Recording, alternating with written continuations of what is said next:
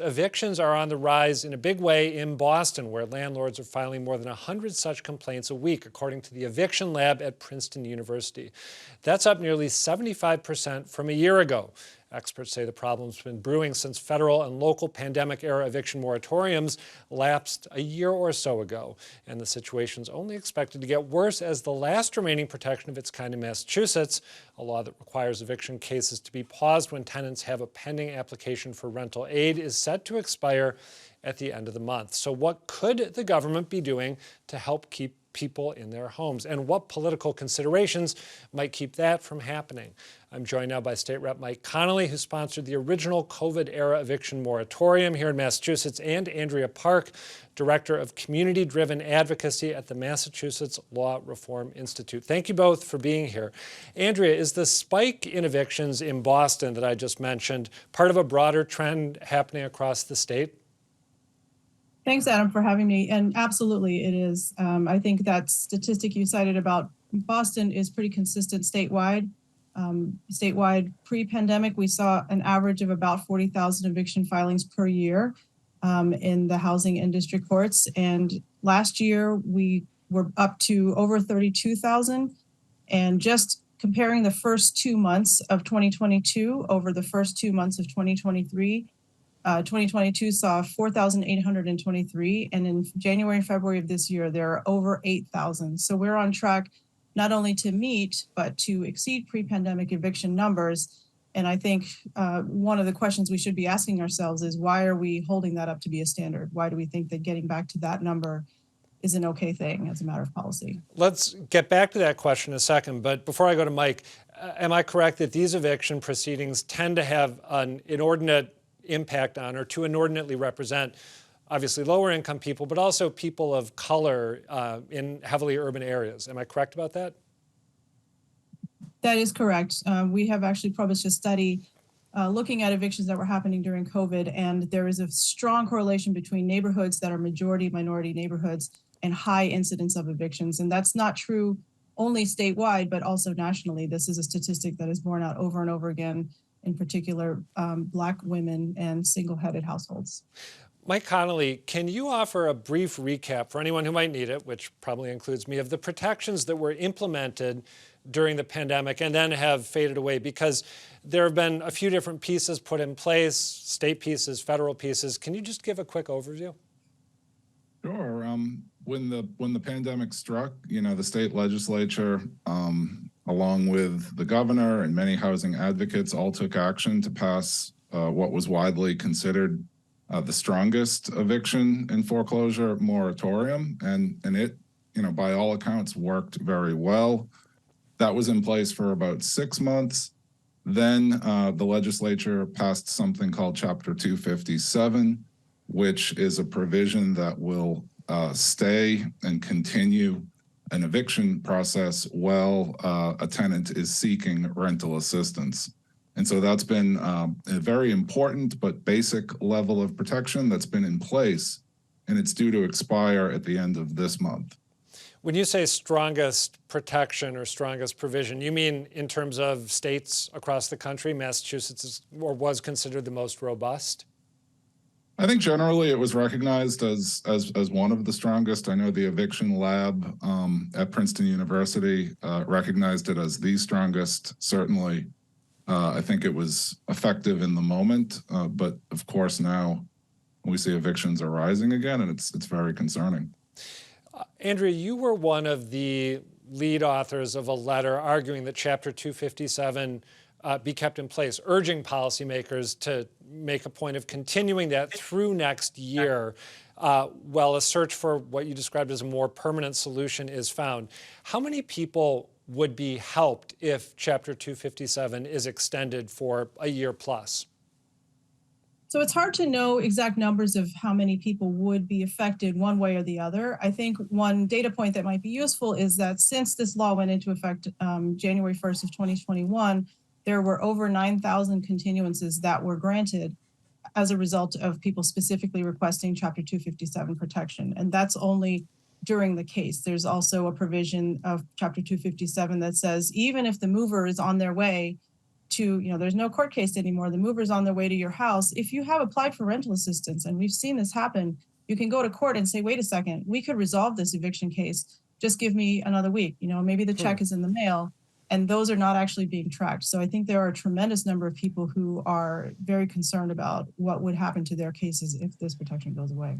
I want to ask you also, what would a more permanent solution, as you describe it, or I hope I'm getting the phrase generally correct, a permanent solution, how might that look? Which I think in a way gets back to your original point about why are we taking the eviction status quo as it was pre-pandemic or at the beginning of the pandemic as the baseline. What kind of permanent solution would you like to see lawmakers put in place?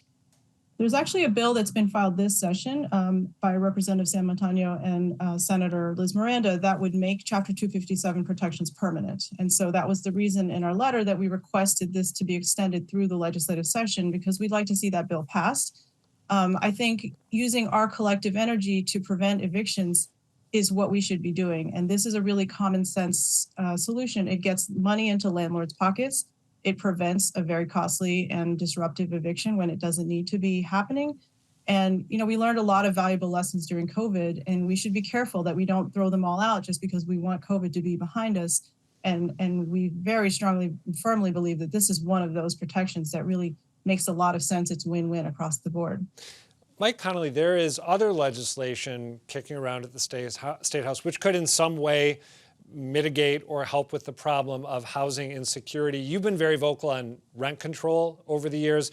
Can you, again, provide a recap of some of the other bills that are at least under consideration that could help keep people in their homes over the coming years? Sure. Well, rent control or rent stabilization would absolutely, help stabilize tenancies, help avoid egregious rent hikes or no-fault evictions. Right to counsel is a very important provision. We mentioned earlier that our eviction and foreclosure moratorium was recognized as very successful. Nevertheless, throughout the pandemic, we still saw the disparity of landlords who were represented by counsel and tenants who generally often aren't represented by counsel. Right to counsel is something that not only can help tenants, but you hear from landlords that they would rather deal with a professional who has experience rather than a tenant who's going through crisis. So we need right to counsel. We need eviction ceiling. To the extent someone does get an eviction on their record, that can prevent them from accessing housing in the future. The eviction records can even impact children or family members of someone who may be associated with a lease. So there's a whole range of housing justice policies. And, I completely agree with Andrea that we can't go back to the old normal. We have to appreciate what worked during the pandemic and look to build on it. Governor Reilly has made it clear over the course of her campaign for governor and since she took office that, at least broadly speaking, she sees access to housing as a problem, a really pressing problem facing the state. Let's take a look at a little snippet of her inaugural address. The cost of housing is out of control for too many because we simply don't have enough of it. If we want Massachusetts to be a home for all, we need to build more places to live, and we need to make sure those homes are within reach. High housing costs are unacceptable for our people, our businesses, and our state's future. To fix that, we need to think big. We will build a state with room for all of its people.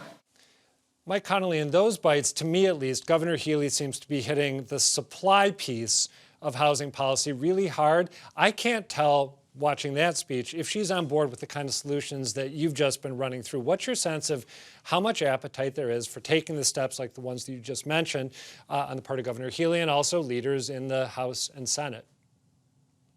Well, certainly, I think it's a milestone that Governor Reilly did include local rent stabilization in her platform, and she's reiterated her willingness to support cities and towns.